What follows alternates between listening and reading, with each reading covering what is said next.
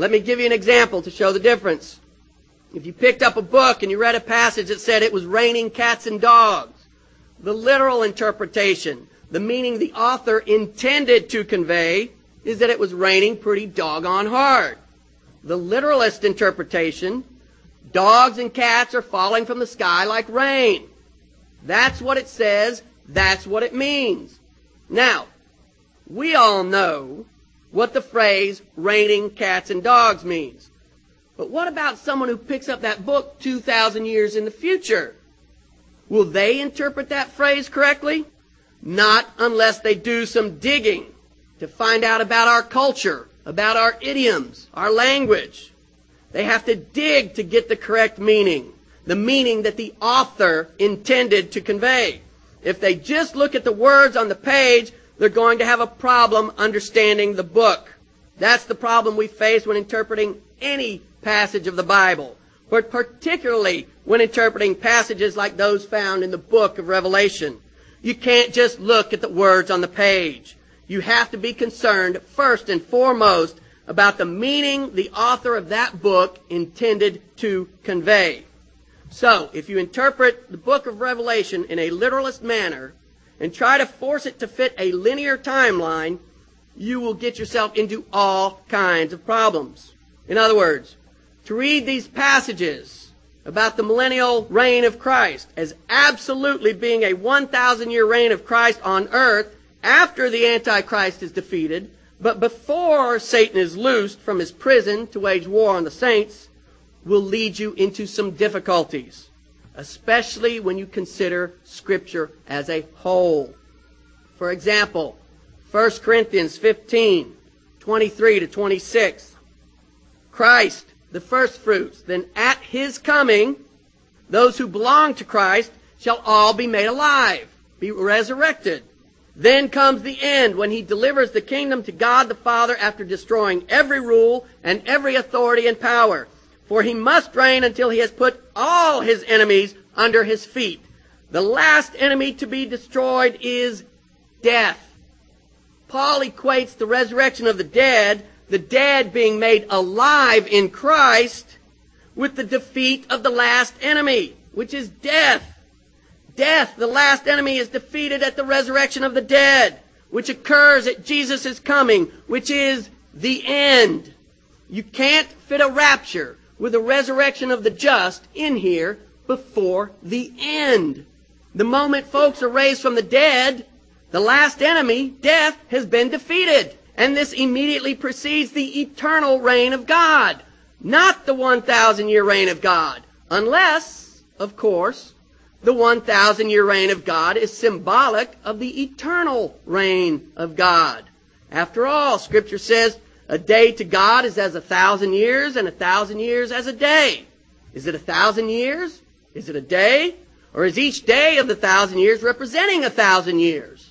In other words, a really long time, which would be representative of eternity. And then we have Revelation 11, verses 15 to 18, which we mentioned earlier. The seventh trumpet blows, and then the voices in heaven say, the kingdom of the world has become the kingdom of our Lord and of his Christ, and he shall reign forever and ever. The kingdom of the world has become the kingdom of the Lord, and he shall reign forever and ever. It does not say that he will reign for 1,000 years. It says forever and ever. And this fits in perfectly with all the other passages we've talked about. So what exactly does this passage about the 1,000-year reign of Christ mean? I don't know. I'm not here to tell you that. But I do know from 1 John that the spirit of Antichrist is already loose on the earth.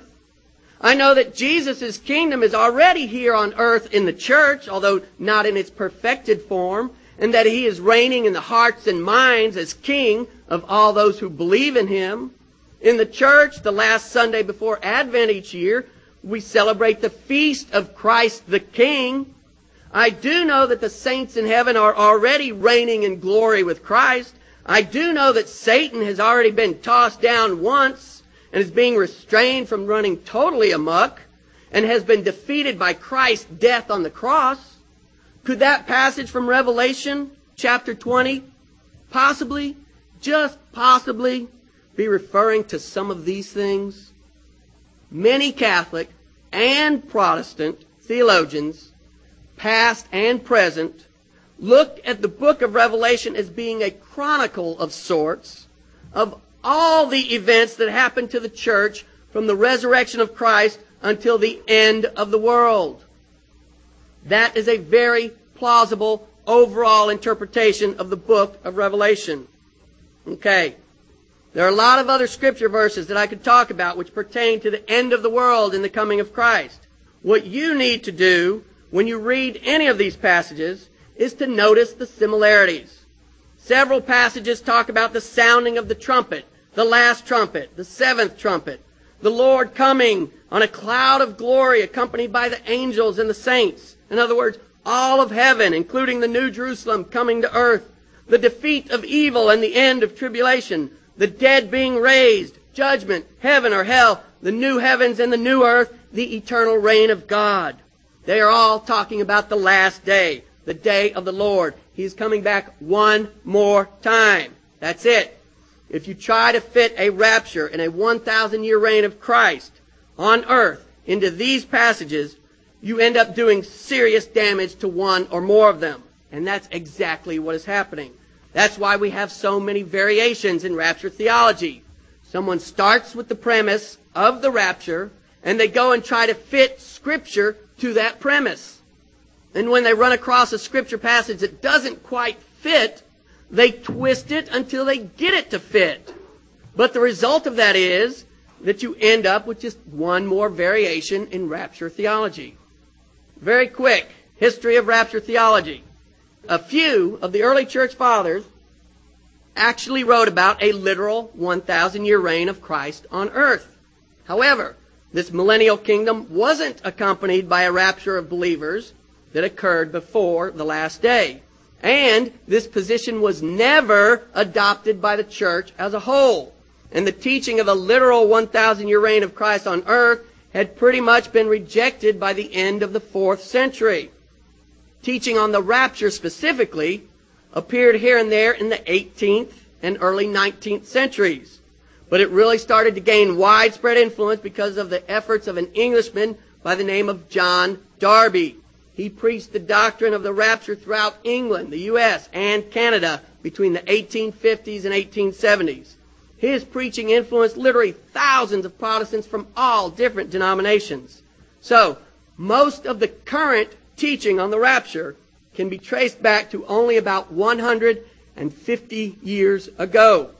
Now, there is one obscure writing from an author known as Pseudo-Ephraim, which has a passage in it that seems to suggest a belief in some sort of pre-tribulation rapture. The writing is thought to be from about the 4th or 5th century, or it's possibly later, and the author's real name is unknown. Some rapture enthusiasts point to this one passage and say, see, the rapture was an early Christian belief. But 3 problems with that. Number 1, the exact meaning of the passage is open to dispute because in that passage there's no mention of Christ coming in glory with his angels or anything of that nature.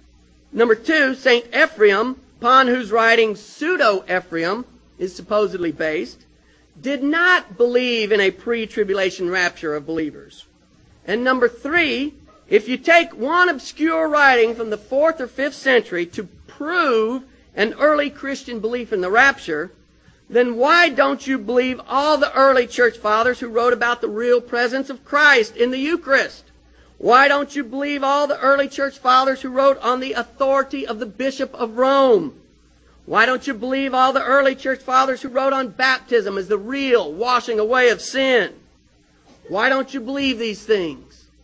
In summary, just remember, when you're presented with any of these different variations of rapture theology, use John 6:54 and 1 Thessalonians 4:16.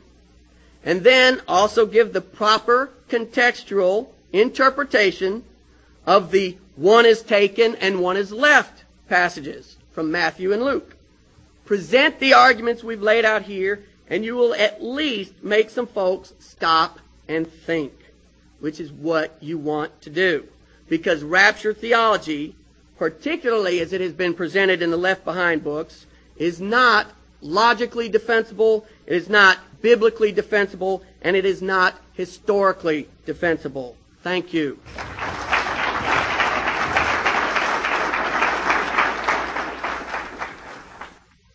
For more information or to obtain a copy of this talk, please check out the Bible Christian Society website at www.BibleChristianSociety.com or send a letter to the Bible Christian Society, P.O. Box 424, Pleasant Grove, Alabama, 35127. Thank you, and may God bless you.